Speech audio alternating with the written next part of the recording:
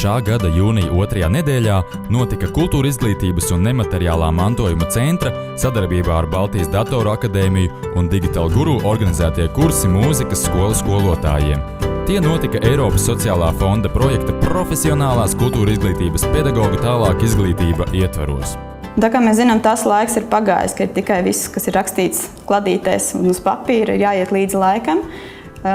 Iepriekš minēju tas, ka internetā ir tā pieejama informācija, bet viņu ir jāpaņem un viņu jāprot apstrādāt un jāprot iedot tālāk. Tagad ir šis posms, šī projekta ietvaros mēs parādām skolotājiem, kā tas ir iespējams, kā paņemt, kā izmantot, kā nodot tālāk. Un attiecīgi, ja kādreiz tas likās, kad uzrakstījis papīru un tas ir paliekoši un neaizstājami, tad tagad ir pat ērtāk. Gan es iegūstu jaunāko, gan es viņu sagatavoju, gan es viņu viegli atjaunoju, papildinu. Un arī studentiem pēc tam, tie, kas mācās, viņiem ir vienkāršāk šo visu informāciju uztvert un izmantot tālāk. Šī gada mācību gada laikā es no pārējiem kolēģiem dzirdēju ļoti labas atsauksmes par šiem kursiem un nonācu pie secinājuma, ka tas būtu ļoti liederīgi manai tālākai izglītībai. Tas vienmēr noderēs. Mums notis ir jāraksta un labāk ir uz datoru nekā ar roku, ar zīmuli. Bērniem vajag. Mums pašiem varbūt, mēs jau vēl neapzināmies visas iespējas, es esmu tāds iesācējs, bet es cenšos mācīties. Kursu laikā viņi iepazinās, kā šajā programmā efektīvi strādāt ar partitūru, kā ievadīt un rediģēt notis. Mūzikas un mākslas skolotājiem bija šis īpaši izstrādāts kurs 36 stundas. Pirms šī kursa bija veikta aptauja, ko vēlētos saņemt. Ļoti liels procents parādījās, ka tiešām ir datoru pamatlietas, ir tās, kas ir svešas lietas. Attiecīgi Baltijas Datoru akadēmija izstrādāja, vienojoties, pārskatot programmu, to, kas varētu būt nepieciešams, lai iedot to sākumu. Sibelius 6 programmā, man no sākuma likās, ka viss ir grūti. Kur ko var atrast, kur ko var uzrakstīt.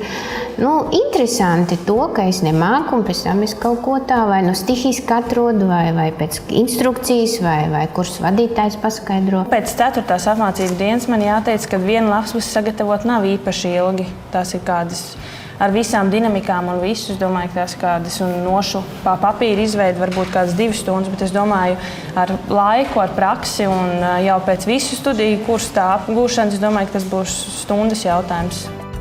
Kursus vadīja pasniedzējs mūzikas zinātņu maģistrs Māris Kupčs, kas ar datoru programmu Sibelius studentus māca apieties jau kopš 2001. gada. Mārim ir plaša pieredze gan mākslinieciskā darbībā, gan zinātniski pētniecisku darbu veikšanā. Grupas tātad ir bijušas par visu Latviju ļoti dažādas, pārsvarā 12, tas ir vidējais. Tas ir atkarīgs no datora klases lieluma, bet, ja man atmiņa neviļ, tad apmēram 12. Un tas ir tāds ļoti normāls izmērs, lai varētu. Tomēr tā ir tā kā šaha simultāna spēle, kur katram ir jāveltī atsevišķu uzmanību, sākot no 2. dienas. Un tad nekāda grupa nodarbība būtībā nav tie 12 dažādi cilvēki, katrs ar savu pieredzi, un tā pieredze atšķirās. Tā kā tas ir samērā smags un piņķerīgs gadījums, jo ļoti daudziem ir jāiemāc arī domāt sistēmiski, kas muziķiem vispār vēl svarīgi. Tagad tas tāds ļoti individuāls un interesants darbs, jo tur visi ir personības, citi pavisam liela personība, citi mazāk liela personība, bet personības ir visi. Es domāju, gan mani audzēkņi, gan skola kā tāda, ka mēs ejam kādos projektos un varam, piemēram, žūrijai, kad jānodod notis, un mēs esam veikuši savas kaut kādas izmaiņas šajās notīs un skaņdarba atskaņojumu ideoloģijā. Un arī, iespējams, manā solo karjerā arī tas būs ļoti liels iegūms, ka es varu pati aranžēt un veidot savas notis. Es domāju, man kā pianistam varbūt tik ļoti daudz nebūs vajadzīgs rakstīt partitūras vai vēl kaut ko. Es gribētu vēl kādu jaunu programmu, kādu citu. Apgūt pamatus, un tad jau cik man vajag, tik es pati pilnveidoju savas prasmes. Arī cilvēkam, kurš grib uzrakstīt tikai varbūt 4 taktus mēnesī, viņš grib paklikšķināt ar peli. Un tā pašā laikā arī augsta kvalificētam profesionālim. Tāpēc ir izvēlēta šī programma, viņai nav analoga vienkārši tajā ziņā. Un tas, kas iegūms, tas, ko viņi dabūna aizbraucot uz savām skolām, ir tas, ko viņi var aranžēt, transponēt to, viņi var šīs partijas izveidot. Tas ir viss tas kompjūtera priekšrocības, lai nav jāraksta roka. Katram cilvēkam, neatkarīgi no tā, vai viņš ir mūziķis, vai viņš ir mākslinieks, vai viņš ir vienkārši grāmatvedis, ir jāiet līdzi laikam, un mūža izglītība tā tiešām ir tā lieta, kuru mēs spējam izmantot, kas ir jāizmanto. Tiklīdz kaut kas jauns ir, mums viņu ir jāmācās, un tā visu laiku uz priekšu nedrīkst tā, ka vienu kursu apguvu, tagad ir diploms, es tagad esmu guru. Paiet daži gadi, pat ne gadi, un attiecīgi, ja nav vietas līdzi laikam, tad paliek tur, kur mēs esam.